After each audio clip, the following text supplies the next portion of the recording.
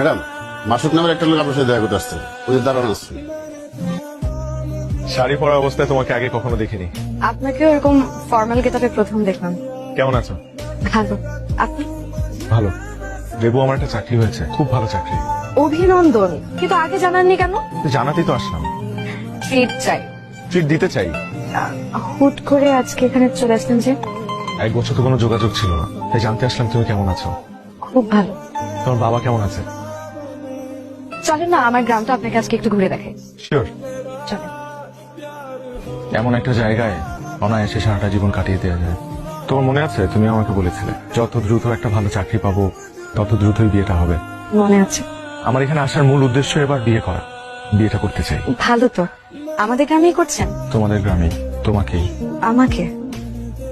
রেবু, আমরা একজন আরেকজনকে চিনি বেশ কয়েক বছর যাবত, কিন্তু পরিচয় সে প্রথম থেকেই তোমার আমার প্রতি কেয়ার, ভালো লাগা এগুলো কিন্তু আমি খুব সূক্ষ্মভাবে খেয়াল করতাম। আমারও তোমার প্রতি যেই ভালো লাগা বা যত্ন এগুলো তো তুমি বুঝতে